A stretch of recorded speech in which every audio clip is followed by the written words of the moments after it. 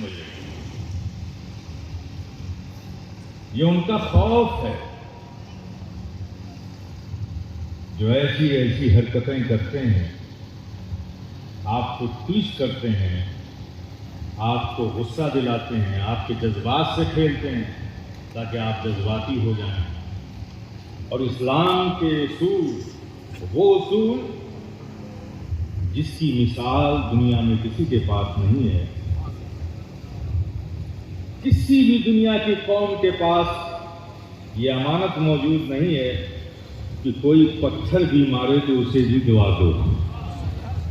راستے کا پتھر ہٹاؤ تو ثواب مل جائے گا. کسی دنیا کی قوم کے پاس یہ عظیم نعمت نہیں ہے. یہ صرف تمہارے پاس ہے جو تمہارے آقا نے تمہیں عطا فرمائی ہے. اس سے ڈرتے ہیں اور تمہیں اس راہ سے ہٹانا چاہتے ہیں. میرے پیارے، صبر رکھنا. میں صبر کی تلقین کرنے آیا ہوں. عرس مخدومی میں حاضر آئے ہو میرے پیارے، تو یاد رکھنا اپنی زندگی کے مشکلات کے حل کے لیے تمہیں نہ دنیا کو دیکھنا ہے نہ اہل دنیا کو دیکھنا ہے. ہم سب کے رب نے یہ فرما دیا ہے لقد کان لکم فی رسول اللہ اسوۃ حسنہ. کوئی بھی مشکل آ جائے تو اپنی نبی کی زندگی کا مطالعہ کرو. یہ سخت آزمائش کا دور ہے. یہ ہمیں اسٹون تھروئنگ کے کلچر کا عادی بنانا چاہتے ہیں. لیکن یاد رکھو اسلام میں اسٹون تھروئنگ کا کلچر نہیں ہے. کیا آپ یہ کہیں گے کہ نبی سے جو ہمارے سینوں میں عشق و محبت ہے وہ محبت صحابہ سے زیادہ تھا؟ یہ کہہ سکتے ہیں آپ؟ نہیں کہہ سکتے. تو میرے پیارے یاد کرو طائف کی وہ وادیاں، طائف کی وہ گلیاں. نبی تشریف لے جا رہے ہیں. طائف کے ان ظالموں نے شرری شرارتی بچوں کو اکسا کر ان کے ہاتھوں میں پتھر دے دیا. انہوں نے نبی پر اسٹرانگ تھروئنگ کی اور خود لوگوں نے بھی اسٹرانگ تھروئنگ کی. راہوں میں کانٹے بچھائے گئے. نبی کے پائے اقدس گھائل ہو گئے. یہ تو تاریخ میں ملتا ہے، لیکن دنیا تاریخ یہ نام سے کافی ہے کہ ان پھینکے ہوئے پتھروں کو کسی ایک صحابی نے بھی اٹھا کر ان پھینکنے والوں کی طرف بھیجا. اس کردار سے دنیا خائف ہے، اس تعلیم سے دنیا خائف ہے. میرے پیارے، پہچانو اپنے آپ کو. تم دنیا میں پیس کے میسنجر بنائے گئے ہو، امن کے دائی بنائے گئے ہو، اخلاق کی تعلیم دینے والے بنائے گئے ہو، انسانیت کو انسانیت کا پیغام اور درس دینے والے بنائے گئے ہو. تمہیں کسی بھی حال میں نبی کی دی ہوئی تعلیمات سے اپنے قدم کو ادھر ادھر نہیں کرنا ہے. میرے پیارے، یہ بکواسیں کرتے ہیں، کرنے دو. ان کی حیثیت کیا ہے، ان کی اوقات کیا ہے کہ ہمارے آقا کی ذات پر انگشت نمائی کر سکیں؟ ان کی اوقات کیا ہے؟ اے میرے آقا کو دہشت گرد کرنے والوں، تمہیں شوق ہے تو آؤ میرے پاس. ہمارے آقا کی ایک مکی زندگی ہے، ایک مدنی زندگی ہے. تم مکی زندگی میں یا مدنی زندگی کے کسی ایک لمحے کے ایک وقت میں ایک سیکنڈ میں بھی دہشت گردی دکھا دو. ہمارے آقا کی زندگی کھلی کتاب ہے. تم نے بہت پڑھا ہے، میں جانتا ہوں. تم نے بہت ریسرچ کیا ہے آقا کی زندگی کو، میں جانتا ہوں. یہی وہ چیز ہے جو تمہیں خوف میں مبتلا کی ہوئی ہے. یہ تمہاری حیرانی کیفیت ہے کہ تم اس خوف سے خائف ہو کہ اسلام کی یہ خوبیاں، مسلمانوں کا یہ کردار، مسلمانوں کے نبی کا یہ عمل، یہ اخلاق اگر دنیا جان گئی تو ہم میدان میں تنہا نظر آئیں گے اور اسلام کے پرچم کے نیچے کھڑے نظر آئیں گے. یہ وہ خوف ہے. ارے نادانو، میرے آقا کی زندگی تمہارے لیے چیلنج ہے، کھلی کتاب ہے. لے آؤ نا، لے آؤ. آقا کی کسی ایک زندگی میں مدنی زندگی ہو یا مکی زندگی ہو، کسی ایک زندگی میں دہشت گرد کا ایک شعلہ ہو گیا. تم صبح قیامت تک کیا تمہاری نسلیں آتی رہیں، نہ لا سکی ہیں نہ لا سکیں گی. لیکن اگر لے آئے مان لو تو پھر ہمارے پاس آنا. اگر ہمارے آقا کی زندگی میں تم دکھا سکے نا تو پھر ہم سینہ ٹھوک کر کہیں گے کہ ہم دہشت گرد ہیں.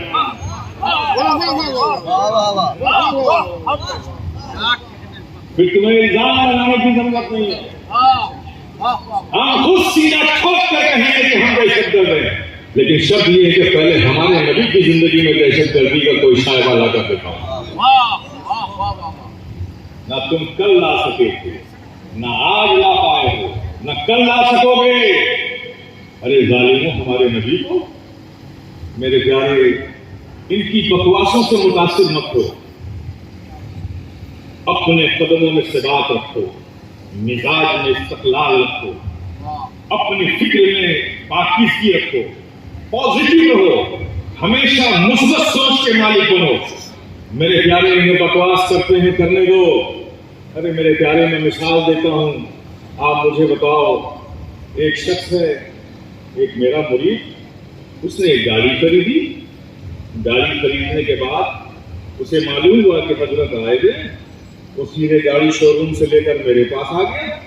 کہا حضرت، میں نے ابھی یہ گاڑی خریدی، کار خریدی ہے، میں چاہتا ہوں کہ آپ اس پر بیٹھ جائیں، میں ایک راؤنڈ آپ کو لگانا چاہتا ہوں، میری یہ دلی خواہش ہے. میں نے کہا بیٹا، میں تمہاری گاڑی دیکھ لی، اللہ مبارک کرے، خیر فرمائے تمہارے لیے، حادثات سے اسے بچائے، تم پرسکون زندگی گزارو، دعا سے کام نہیں چلا. نہیں حضرت، میری خواہش ہے کہ آپ اس سے ایک بار بیٹھ جائیں، میں ایک شارٹ راؤنڈ لگانا چاہتا ہوں، زیادہ دور نہیں لے جاؤں گا. اب ظاہر ہے مرید تو روحانی اولاد ہوتی ہے، اولاد ضد کرے تو باپ مجبور ہو جاتا ہے. میں نے کہا بیٹا چلو، محل تو نہیں ہے لیکن تیری خواہش ہے، میں بیٹھ جاتا ہوں. میں گاڑی میں بیٹھ گیا.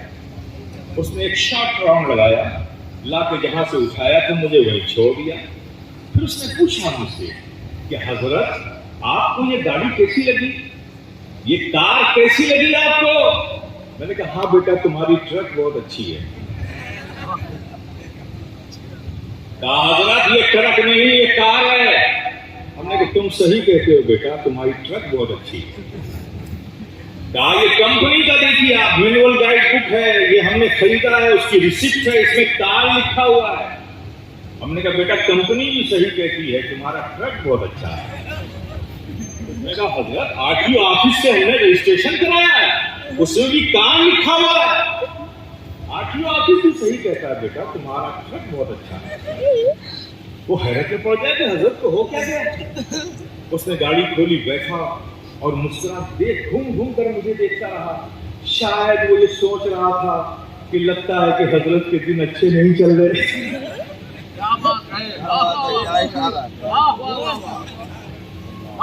وہ آگے نکل گیا. جب وہ آگے بڑھا تو میں مسکرانے لگا. ہم نے کہا ایک انسان نے ایک گاڑی بنائی، ایک مشینریز بنائی، ایک گاڑی بنائی، اس کا نام کار رکھ دیا. میں کہتا رہا ٹرک، لیکن انسان ماننے کو تیار نہیں، اس لیے کہ بنانے والے نے اسے کار کا نام دیا ہے. میں اسے ٹرک کہتا رہا، وہ ماننے کو تیار نہیں. تو اے عاشقان مصطفیٰ، اے غلامان مصطفیٰ، بے چین نہ ہو. یہ دنیا بکواسیں کرتی ہے تو کرتی رہے، جب اس خالق کائنات نے، اس رب السماوات والارض نے، اس creator whole of the world نے، اس سنسار کے رچائیدہ نے جب اپنے محبوب کو رحمت للعالمین کہہ دیا ہے، تو دنیا تو بھی کہتی ہے. نعرہ تکبیر، نعرہ رسالت، نعرہ رسالت. حضور صاحب سجادہ، حضور قائد ملت، نعرہ تکبیر، نعرہ رسالت. ظاہر ہے ایسے لوگوں کے بارے میں پھر آپ کیا خیال کریں گے؟ کیا بات ہے. بڑی شائستگی سے، سنجیدگی سے، ادب کو ملحوظ رکھے اس نے صرف یہی سوچا ہوگا کہ حضرت کے دن اچھے نہیں چل رہے ہیں، اور ایسے پاگلوں کے بارے میں بے تکلف ہو کے آپ کیا کریں گے کہ لگتا ہے اس کو پاگل خانے کی ضرورت ہے۔ تو یہ سب چیزوں سے آپ کو بے چین ہونے کی ضرورت ہے۔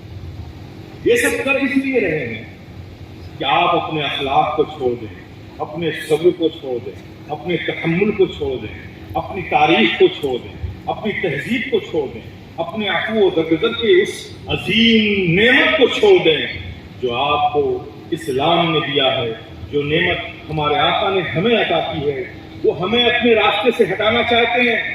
میرے پیارے، ہرگز نہیں ہٹنا ہے، ہرگز نہیں ہٹنا ہے، صبر رکھنا ہے، تحمل رکھنا ہے، قدموں میں ثبات پیدا کرو، اپنے قلب میں استقلال پیدا کرو، اپنے فکر کو پازیٹو بناؤ۔ دنیا بکواسیں کرتی ہیں، کرتی رہیں۔ اور ایک بات میں اور کہہ دینا چاہتا ہوں، ایک بات اور، بحمدہ تعالی ہم بھارتیے ہیں۔ میں ہندوستان نہیں کہتا مولانا، کیونکہ اگر ہندوستان کہتا ہوں تو پھر ہندو راشٹر سے مجھے اختلاف نہیں کرنا چاہیے۔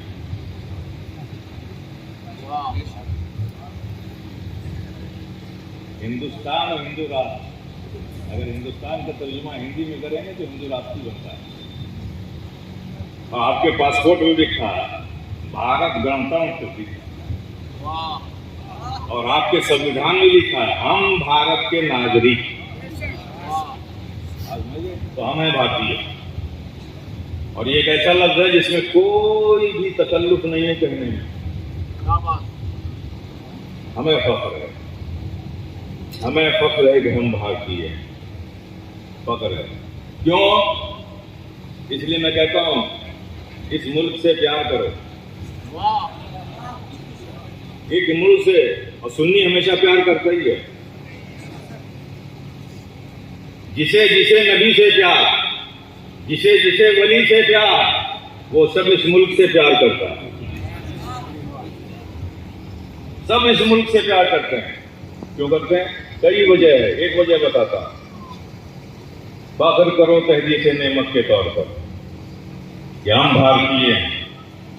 حضرت آدم کے بارے میں سنا نہ واقعہ کہ اللہ نے مجسمہ بنایا، ناصر اربا کا پیکر بنا کے جب مجسمہ تیار کیا تو پھر روح ڈالی، واپس آ گئی۔ واپس کیوں آئی؟ روح سے اللہ نے پوچھا، مولا بڑا اندھیرا ہے، مولا بڑا اندھیرا ہے۔ تو پھر اللہ نے کیا کہا؟ وہ نور محمدی جسے اپنے قرب خاص میں رکھا تھا وہ لیا اور پیشانی آدم پہ رکھ دیا۔ پھر روح کو حکم دیا اب جا، اب روح گئی تو ٹھہر گئی، ٹھہر گئی نا۔ اب آپ یہ بھی بتا دیجیے حضرت آدم زمین کے کس حصے پر اتارے گئے؟ بولو نا میرے پیارے۔ آج وہ ملک شری لنکا کے نام سے جانا جاتا ہے، سرندیپ ایک پہاڑی ہے، اس پر حضرت آدم کا نزول ہوا۔ پہلے وہ بھی بھارت تھا، وہ بھی بھارت تھا، تو بھارت میں اتارا نا۔ یہ ریکھائیں تو ہم نے کھینچی ہیں نا، یہ پاکستان دیکھا کھینچ کے بنا ڈالا، بنگلہ دیش بنا ڈالا، سری لنکا بنا ڈالا، افغانستان بنا ڈالا، لیکن یہ سب پہلے ایک مہادویپ کا بر صغیر تھا جس کا نام بھارت تھا۔ تو کہاں ہے حضرت آدم؟ بھارت میں۔ بھارت میں ہے تو انصاف سے بول دو، صرف حضرت آدم آئے؟ جو پیشانی آدم کو جو نور محمدی رکھا گیا تھا وہ ساتھ نہیں آیا، وہ بھی تو ساتھ آیا۔ تو میرے پیارے، ہم بھارتیہ ہیں، تحدیث نعمت کے طور پر اپنا شکر ادا کرتے ہیں کہ ہم بھارتیہ ہیں۔ اللہ کے پیارے حبیب صلی اللہ علیہ وسلم کے نور کے نزول کی جگہ بھارت ہے اور ظہور کی جگہ مکہ ہے۔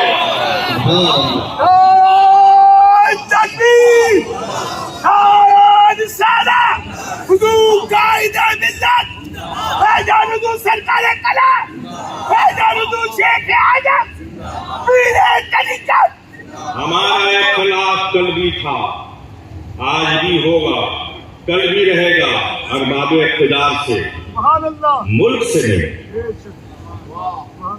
یہ ملک تو میرے خواجہ کا بھارت ہے، اولیاء کرام کا لگایا ہوا سجایا ہوا یہ بھارت ہے۔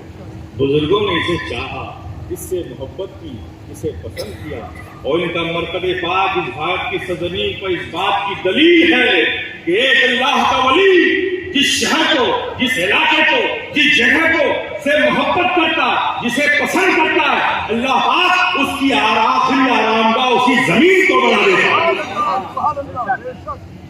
تو میرے پیارے، یہ ذہن سے نکال دو، بی پازیٹیو، اپنے آپ کو پازیٹیو رکھو۔ یہ تم کو نگیٹو بنانا چاہتے ہیں، نہیں، نبی کی زندگی کو اپنے سامنے رکھو، اور ان سب سے تم جنگ لڑ سکتے ہو۔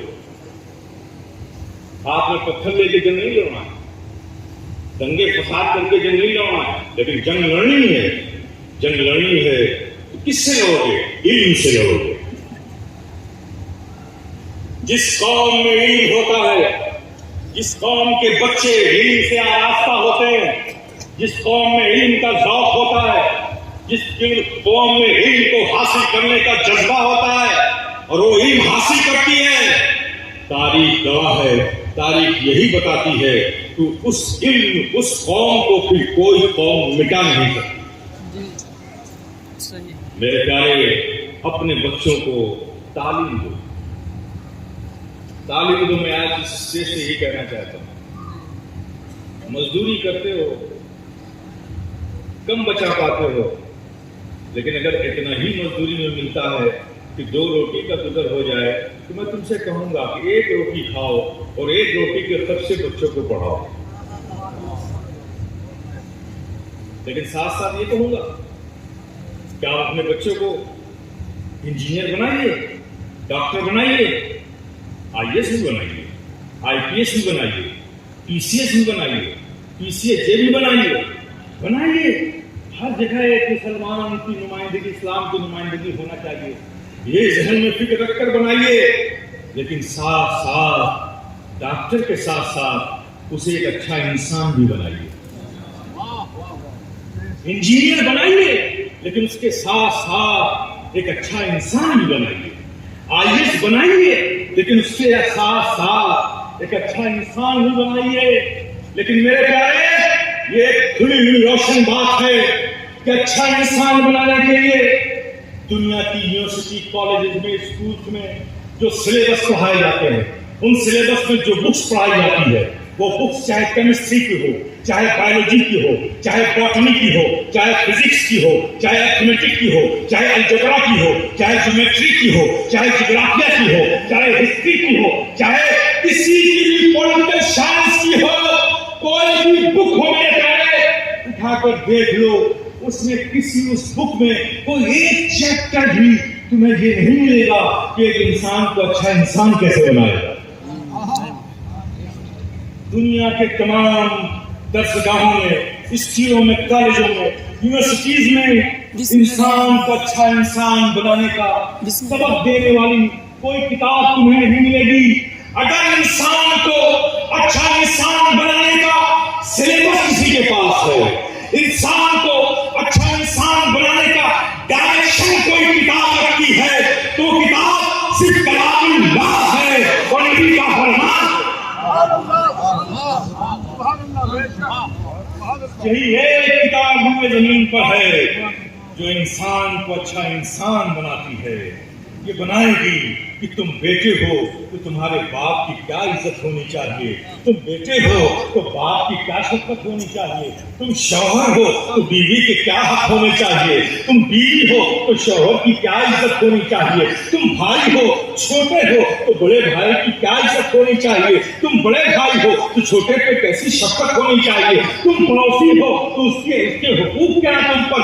ارے اسلام یہ صرف انسانوں کے حقوق ہی نہیں بتاتا، انسانوں کے حقوق کو ہی متعین نہیں کرتا، یہ اسلام ہے۔ اس نے تو ہواؤں کے حقوق بھی بتائے ہیں، اس نے تو پیڑوں کے حقوق بھی بتائے ہیں، اس نے تو پانی کے حقوق بھی بتائے ہیں، اس نے تو پہاڑوں کے حقوق بھی بتائے ہیں، اس نے تو حیوانوں کے حقوق بھی بتائے ہیں۔ بتایا اسلام نے، ارے کتا پیاسا ہے اسے پانی پلا دو گے تو ثواب ملے گا، بلی بھوکی ہے اسے کھانا کھلا دو گے تو ثواب ملے گا، راستے میں کنکر پتھر پڑا ہے اسے ہٹا دو گے تو ثواب ملے گا۔ یہ اسلام ہے، یہ صرف انسانوں کے حقوق کو متعین نہیں کرتا، یہ ہر شے کے حقوق کو متعین کرتا ہے۔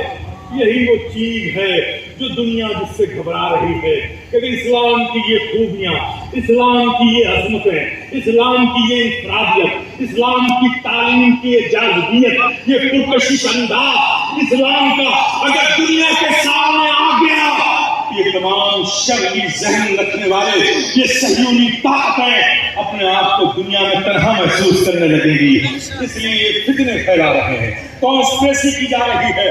میرے پیارے، ان کانسپریسی کا جواب صرف یہی ہے، جواب صرف یہی ہے، یہ تمہیں اپنے دین سے، اپنے دین کی آئیڈیالوجی سے، نبی کے بتائے ہوئے راستے سے تمہیں ہٹانا چاہتے ہیں، تو جواب یہ ہوگا آؤ اور مضبوطی کے ساتھ اپنے دین کی طرف لوٹ آؤ، اور مضبوطی کے ساتھ اخلاق کمزور ہیں تو اپنے اخلاق کو اتنا مضبوط کر لو کہ ظلم کی کیسی ہی آندیاں چلے مسکرا کر اسے گزر جانے دو۔ تم پر کتنوں ہی مشتر پھینکے جائیں، صبر کا وظیفہ پڑھ کے اپنے آپ کو سکون دے لو۔ میرے پیارے، وہ کردار پہ پیدا کرو گے۔ حسینی ہونا بڑا آسان ہے، نعروں سے، عملی طور پہ ہونا بڑا مشکل ہے، عملی طور پہ ہونا بڑا مشکل ہے۔ میرے پیارے، آپ کہتے ہیں حضرت امام علیہ مقام کو مجبور بتاتے ہیں، حکایات بیان کر کے ایسے حکایات پیش کرتے ہیں جیسے بڑے مجبور تھے۔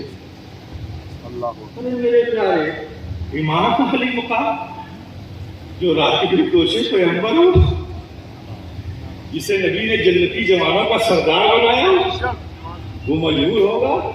جناب مجبور نہیں تھا۔ حسین کل بھی بادشاہ تھے، حسین آج بھی بادشاہ ہیں، حسین صبح قیامت تک بادشاہ رہیں گے۔ حسین تو صبر کی چٹان بن کر یزیدیت کی ظلم کی آندھی کے سامنے کھڑے تھے، اور یہی وجہ ہے کہ یزیدیت خود اپنے طوفان میں اڑ گیا، حسینیت آج بھی زندہ ہے، حسینیت آج بھی باقی ہے۔ میرے پیارے، یہ حسین نے صبر کا امتحان دیا تھا۔ حسینی بننا ہے تو اپنے اندر صبر پیدا کرو، اپنے اندر تحمل پیدا کرو، ایگریسو ہونے کی ضرورت نہیں ہے۔ میرے پیارے، یہ سب تمہیں دین کے بتائے ہوئے راستے سے گمراہ کرنا چاہتے ہیں۔ تمہاری مسجدیں چھین جا رہی ہیں، تمہاری مسجدیں ویران کی جا رہی ہیں، تمہارے سجدہ گاہوں کو تباہ کیا جا رہا ہے، تو میرے پیارے ایک مسجد توڑ دی جائے، ایک مسجد ویران کر دی جائے، تم جتنی بچی ہوئی مسجد ہے اس کے ایک ایک انچ کو اپنے سجدوں سے پور کر دو، پور کر دو اپنے سجدوں سے۔ تو میرے پیارے دیکھنا، یہ نماز تمہیں بتائے گی، آج بھی جنگ کے میدان گواہی دیں گے، اس سے بڑھ کر نہیں تلوار نمازی بن جا۔ ضرورت اس بات کی ہے میرے پیارے، اپنے عمل و کردار کی اصلاح کرو، مسلمان ہو، مسلمان بن جاؤ۔ یہ شارٹ کٹ راستہ چھوڑ دو۔ کل دعا میں کھڑے ہوں گے نا، 2 دن کا پروگرام ہے، یہ سارے جتنے بھی خانقاہوں میں رسومات ہیں، معمولات ہیں، وہ سب کسی عالم کی یا کسی امام کے بنائے ہوئے نہیں ہیں، یہ سب بزرگوں کے بنائے ہوئے ہیں۔ اب بزرگوں کے کسی کام میں نہ تضییع اوقات ہے نہ نقصان ہے، سب فائدہ ہی فائدہ ہو۔ آپ کرتے کیا ہو؟ ارے یار ابھی سونا ہے، جلسہ ہو رہا ہے، جلسے میں جا کے کیا کریں گے، کل دعائی میں تو ہے، کھڑے ہو جائیں گے۔ بہت اچھے صاحب، آپ نے محنت کی نہیں، اجرت مانگنے کھڑے ہو گئے۔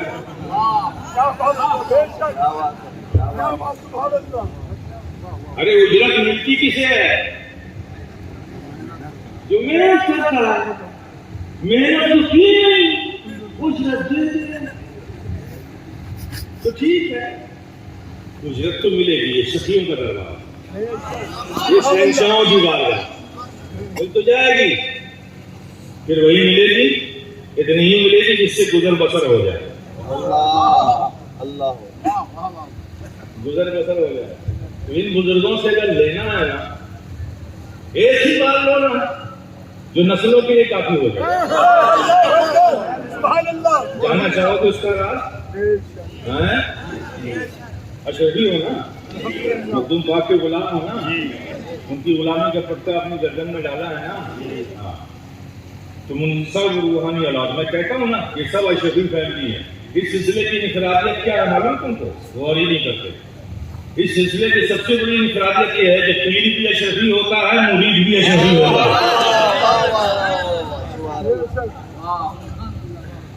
دونوں اشرفی ہوتے ہیں. آپ سمجھ رہے ہیں اس چیز کو؟ یہ اشرفی فیملی ہے, یہ اشرفی خاندان ہے. روحانی باپ اور پیشوا کا نام کیا ہے؟ مخدوم اشرف جہانگیر صاحب. ہمارے خاندان میں جو بھی مرید کرتا ہے مخدوم پاک تک پہنچانے کے لیے کرتا ہے, اپنی ذات تک محدود رکھنے کے لیے کوئی نہیں کرتا. سب پہنچاتے ہیں مخدوم پاک تک اور سب کو اشرفی بناتے ہیں. تو باپ ہوئے ہمارے, باپ ہوئے. اب باپ کے دو بیٹے, ایک بیٹا جو امتحان میں کامیاب ہوا ٹاپ کیا, اور ایک جو اسکول میں فیل ہوا. اب مجھے بتاؤ, باپ ایک ہی ہے, اسی کے دونوں بیٹے ہیں, باپ انعام کس کو دے گا؟ انعام کسے دے گا؟ پاس ہوا, کیونکہ انعام کا تعلق خوشی سے.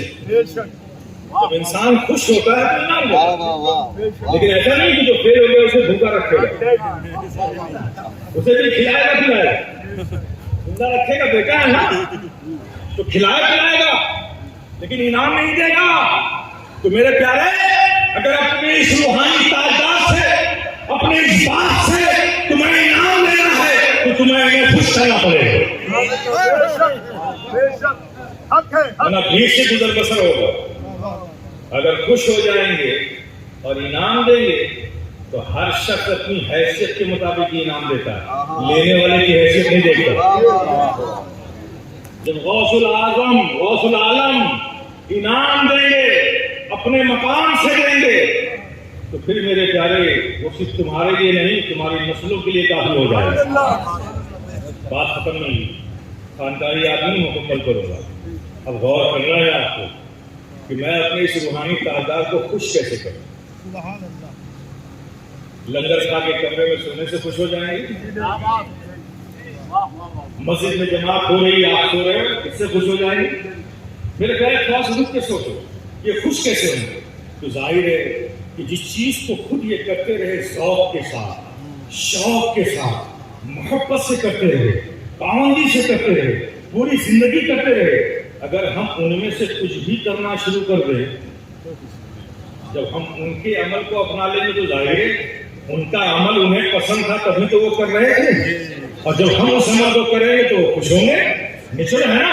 اب ذرا سوچو کہ کب جماعت ہوتی تھی, کب مؤذن اذان دیتا تھا, مسجد میں جماعت کھڑی ہوتی تھی, مخدوم پاک حجرے میں سوتے تھے. بولو نا اپنے دل کا زمانہ تم نے نہیں پایا, لیکن بتاؤ نا ایسا ہے کیا؟ نہیں نا. تو پھر تم کیوں کمرے میں سو رہے ہو؟ نکل آؤ. ارے یہاں آئے ہو. کہتے ہیں نا ولی وہ ہوتا ہے جسے دیکھ کر خدا یاد آ جائے, اور میں کہتا ہوں عاشق وہ ہوتا ہے جس کی گلی, جس ولی کی گلی میں جا کر اسے خدا یاد آ جائے, وہ عاشق ہوتا ہے. اگر تم یہاں آ کے بھی دنیا کو یاد کرتے رہے تو پھر آنے کا مقصد کیا؟ یہاں آ کے بھول جاؤ, صرف اس فکر میں اپنا وقت گزارو کہ اے سلطان اشرف جہانگیر سمنانی, ہم آپ کے غلام ہیں, ہمیں صرف فکر یہ ہے کہ ہمارے جتنے شب و روز یہاں گزر رہے ہیں ہم وہ کام کرنا چاہتے ہیں جس سے آپ خوش ہو جاتے ہیں. آپ نمازوں سے خوش ہوتے ہیں, ہم نماز پڑھیں گے. آپ تلاوت قرآن سے خوش ہوتے ہیں, ہم تلاوت قرآن کریں گے. ہم برد درود سے آپ خوش ہوتے ہیں, ہم برد درود کریں گے. آپ اچھے اخلاق سے خوش ہوتے ہیں, ہم اچھے اخلاق کا نمونہ بنیں گے. ہم عفو و درگزر سے آپ خوش ہوتے ہیں, ہم بھی عفو و درگزر کا پیکر بنیں گے. آپ اپنی وسعت قلبی سے دوسروں کو معاف کر دیا کرتے تھے، غریبوں کو رحم کھا دیا کرتے تھے، محتاجوں کی ضرورتیں پورا کیا کرتے تھے۔ ہم بھی عزم کرتے ہیں، ہم بھی یہ غلام ہیں کہ اگر کسی کو کمرہ اس خانقاہ میں نہیں ملا ہے اور مجھے مل گیا ہے تو 6 گھنٹہ سوچ کر 4 گھنٹہ میں اسے سونے کے لیے دوں گا۔ یہ ہے وہ جذبہ، یہ ہے وہ اسپرٹ جس نے ساری دنیا کے ریجنز میں، ساری دنیا کی کمیونٹی میں مسلمانوں کو ممتاز بنا دیا۔ اس لیے کہ مسلمان صرف اپنے لیے کبھی نہیں جیتا، مسلمان جیتا ہے تو پوری عالم انسانیت کے لیے جیتا ہے۔ اور آج یہ ہے کہ ہمیں اپنے بھائی کا درد محسوس نہیں ہو رہا ہے، اس کی پریشانی محسوس نہیں ہو رہی ہے، تو یاد رکھو اس سے تم من تشدد کے حالات سے، یہ بیک فائر ہے ہمارے عملوں کا جو ہمیں مل رہا ہے۔